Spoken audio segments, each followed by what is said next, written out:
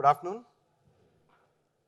My name is Mithan Kamath, and today I'm going to speak to you about a subject which is quite close to my heart. It's about student-centered learning. I have spent about 20 odd years of my career so far in dealing with this and working with young people. And how I've structured the session today is in 2-3 parts. The first part will deal with the student himself. We're talking about student-centered learning. So what is the student? What is he going through? What are his learning needs? And what does he need to learn? The second is the role of the teacher. If there is a change, what's the role of the teacher? What are the skills the teacher will need to learn as things progress? So these are largely two things that I'll address. I have, throughout the session, it's an interactive session, so I have a few questions and I have a few activities, and there are prizes to be won. So, and this is the evidence of those prizes. They're chocolate boxes, and I will be awarding those to those who would be participating in the session, right? So let's begin. So first, as I said, let's focus on the modern day learner, the modern day student. And the activity begins straight away. So what are the influences on the modern day child? I mean, we grew up in a very different environment. Our kids are growing up in a very technologically progressing society. So what is influencing them today? Can a few of you tell me, what do you think is influencing them? Excellent, excellent. Our first winner of the chocolate is here. Yes, absolutely. Social media is influencing students in a big way. Anything else?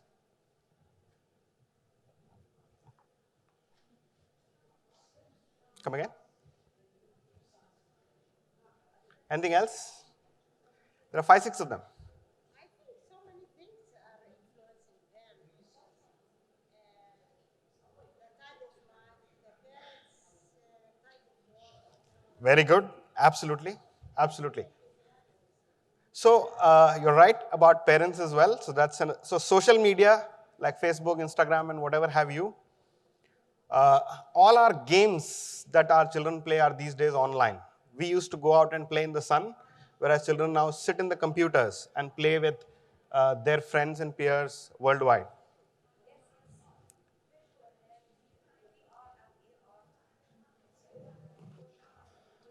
You're right. You're right. Absolutely. Absolutely. Please just give out the chocolates. Yeah. So absolutely. Augmented reality games, virtual reality games are influencing them in a big way. Television, they spend a lot of time in front of the television. Globalization and exposure to other cultures. We travel a lot and children are exposed to environments outside of what they have grown up. UAE, for instance, is such a cosmopolitan place that children are growing up with huge exposure to other societies. Parents are involved, and even those who are working have very high expectations from their children. So parents' expectations are constantly rising. And of course, constant change in society and innovation, right? So all this is influencing. This is the environment in which the child that you're teaching is growing up.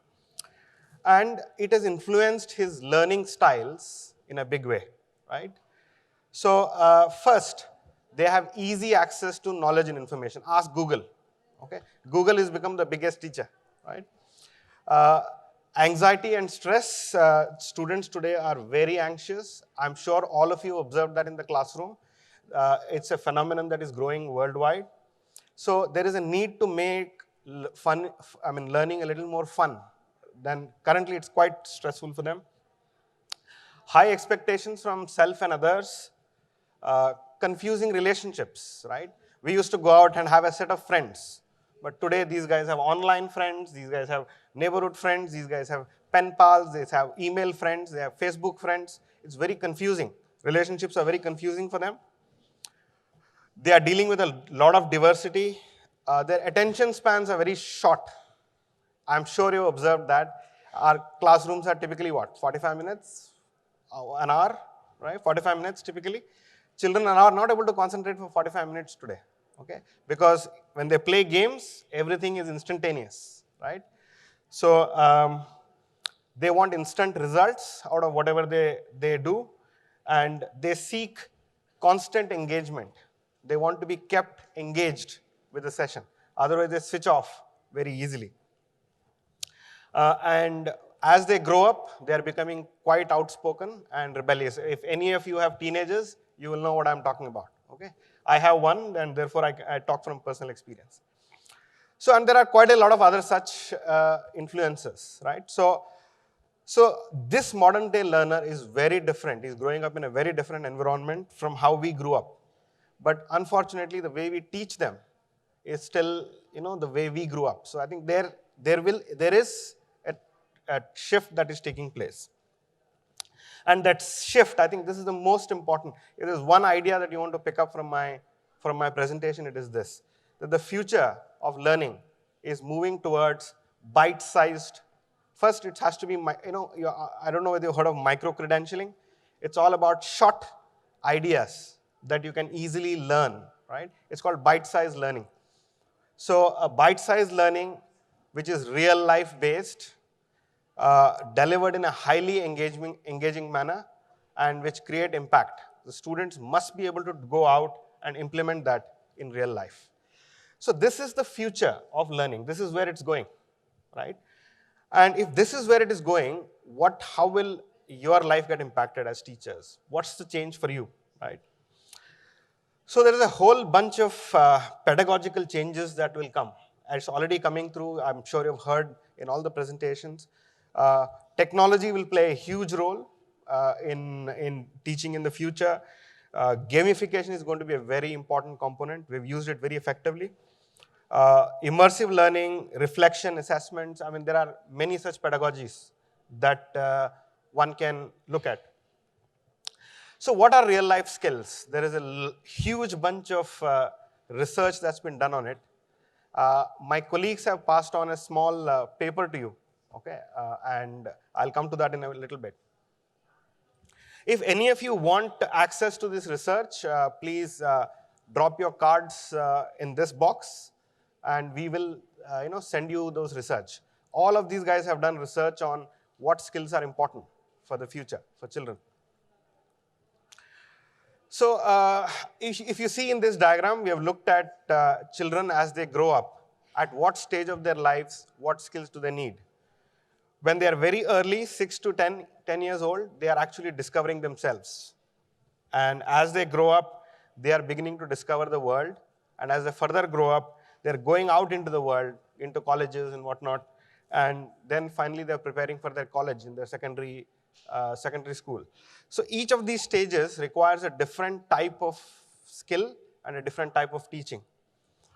So what I have done there is there are, as you can see, some of them are blanked out. What I'd like you to do is reflect on this a little bit. And if you can tell me what is missing there, right? I mean, that's the objective here.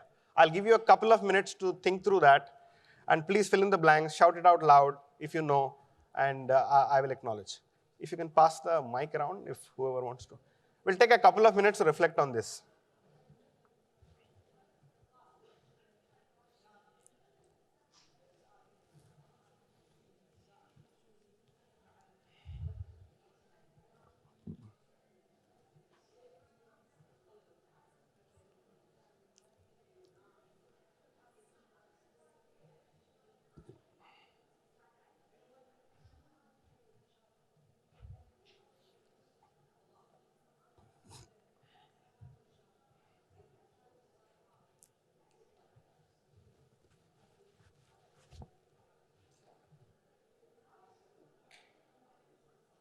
He's just joined, so I guess you'll have to just give him a notepad.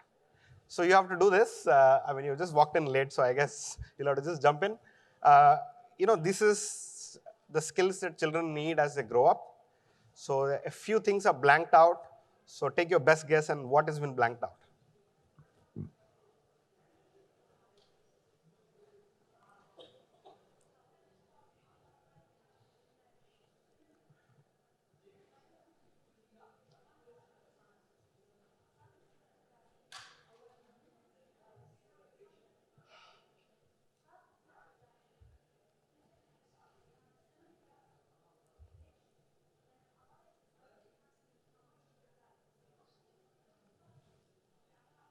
It's chocolate box. Yeah. She also answered one. Yep. It's fine if I speaking in Arabic. Please. Somebody will need to help me with the translation, but it's okay. Please carry on. I choose going out into the real world, 15 to 17. Yep. I think they need a lot of positivity, how to be positive. Okay. How Yes. to be positive, it will need you, help you to be a good partner, a good element in any team. I think also they need the passion to learn. I think this is very important for this age. Very good. Very good. Excellent. Any more?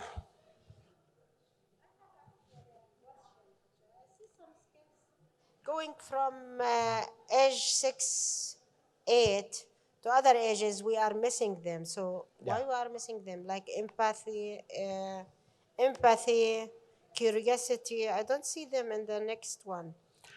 So Yeah. So the what are we research? teaching them only at that age and then? Yeah, you're right. The research suggests that some skills, things like positivity, for example, and willingness to learn, has to be taught when they are still very young, because it will stay with them throughout the rest of their lives. And when they're young, it is easy for them to learn that, right? So when you are young, the focus is a lot on the child, the inner person of the child. So you have to make him confident, you have to make him, all of those things, persistent, great, all of that, right? And as he progresses, you build on these skills. That's the idea. Yep. Mike.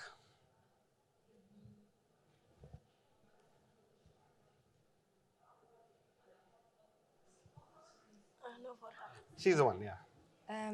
In discovering me stage, I think we can add questioning skills. I think kids in this stage they need like this skills Curiosity, you mean curiosity? questioning. Yeah. So That's it. curiosity, yeah, questioning comes out of Or curiosity. researching Yeah, also. yeah, exactly. Having this habits to research and asking the questions. Excellent, excellent point. Excellent point. Anyone else? Please raise your hand so that I can see. Otherwise, yeah, yeah, yeah. You need to learn how, respect is very important at an early age, because if they know how to respect themselves, it will be a reflection on on their classmates, if you see what I mean. Yes. Respecting themselves. It will be great. Yes. So if they respect themselves, their classmates or their colleagues will respect them. And it's really, it builds their personality in a very good and a positive way. You're right. You're absolutely right. Yes. Between 11 and 4, Yeah. I guess they should have the abilities to make choices.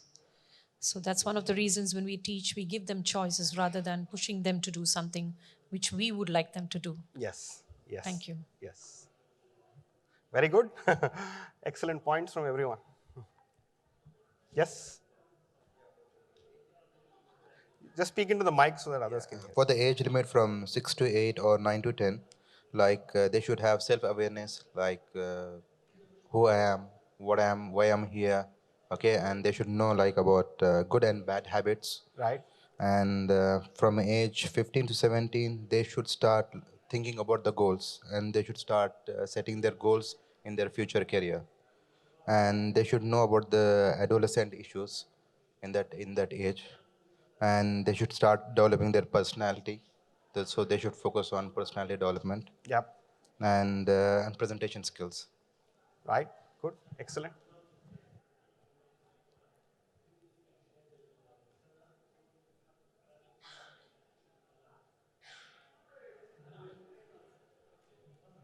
A minute more on this, if anybody else has to add anything. A lot of very good points coming in from all of you.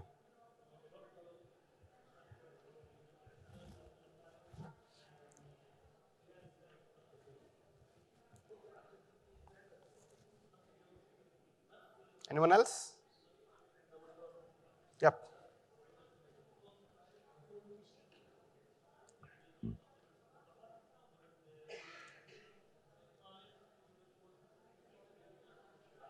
The mic, yeah.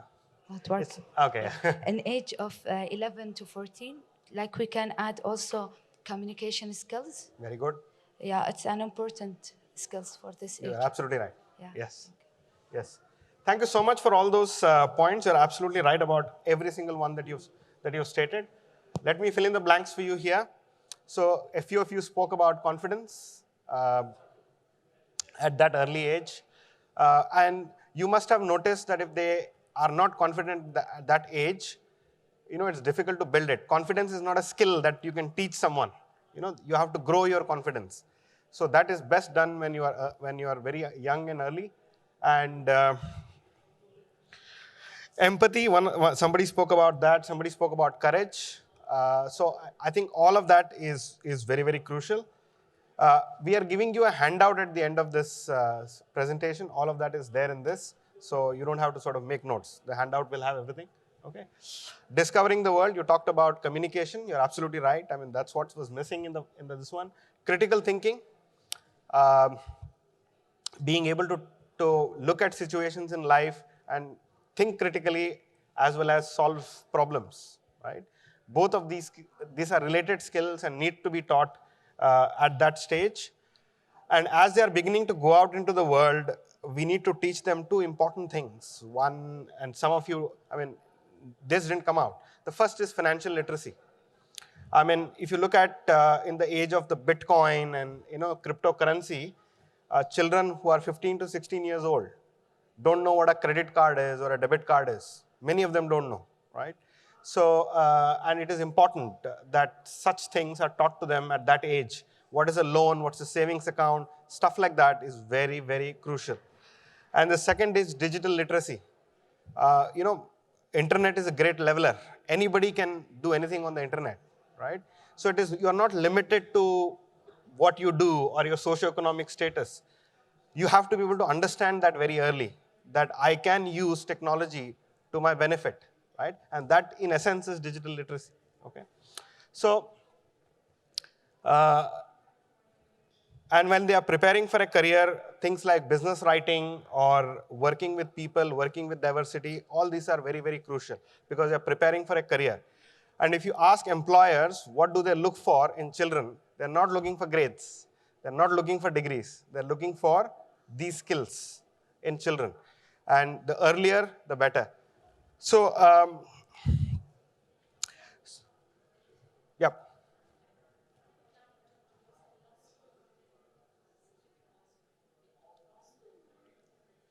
Can I give you a mic so that everybody can hear your point? I think that's the idea of the interaction.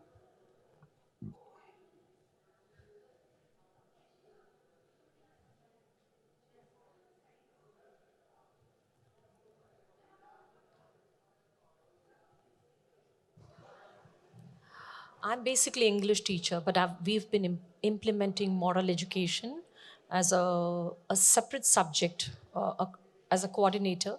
We have been trying to implement something which is not there in the actual curriculum by connecting philosophy. So I think that It's a very interesting way to do it, yes. Yeah, so Yes. thanks to Shekhar Sharma because it's her school. Okay. And she has come out with an idea after visiting all the schools abroad. Why don't you implement philosophy? Because our kids need to think that way around the world. Philosophy So- is a great way of reflection. And Reflection and I will analysis. come and Thank talk you. about that, yes. You're absolutely right, yes. So, ideally, we should integrate all of this in our school curriculum. When children are learning, we need to get into age-specific learning. Teachers have to be trained around this and deliver it. Now, this, as you can see, are different from what we traditionally teach, which is subjects. This is different from history and mathematics, right? So the pedagogy required to teach this is different from what we traditionally do. So what is the pedagogical methods, right? And what's the role of the teacher when this shift takes place?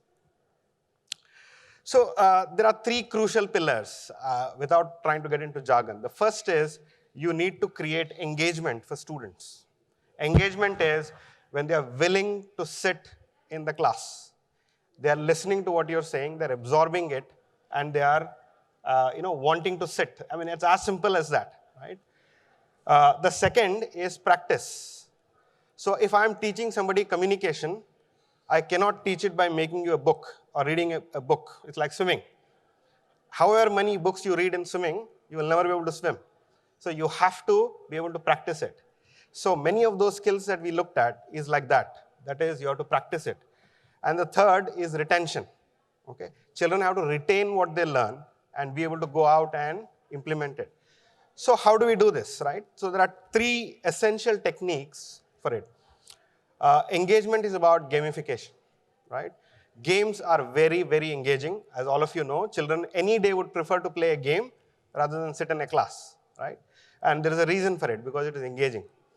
I have tried to do, we had very little time here, therefore I tried to use some game mechanics even in this session, right? There was an award, I asked you to think about something, and so we played a small little game, but even that created a slight bit of engagement, right? So gamification is important.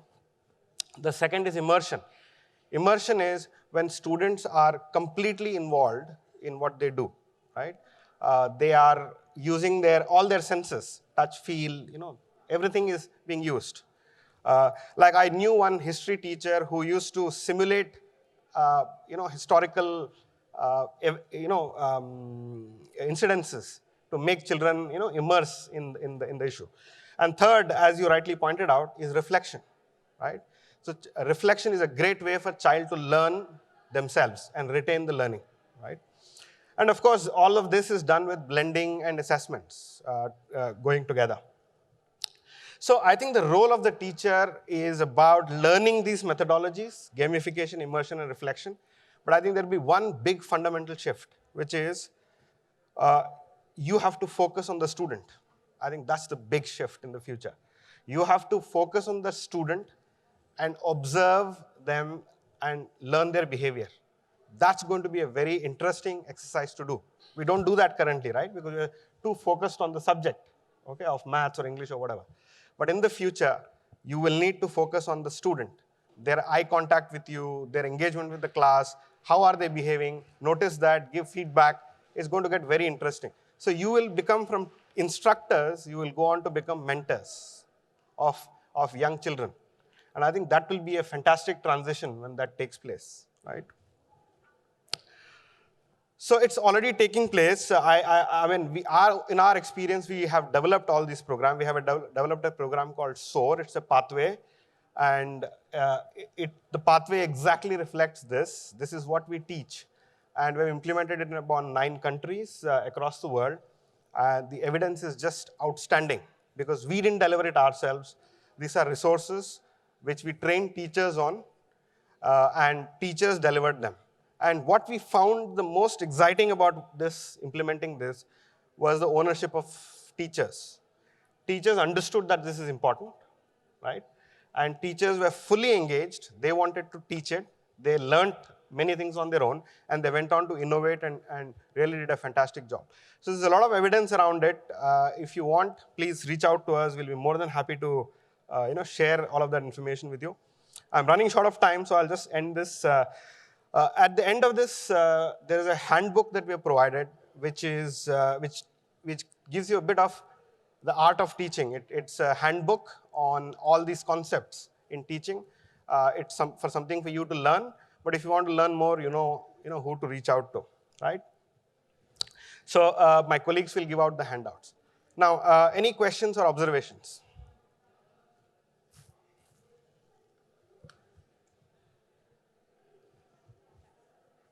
Sorry? Yeah. All of this is in the handbook. Right. So it's called the art of teaching. The handouts are called the art of teaching. And of course, these are our email IDs. You can reach out to us at any time.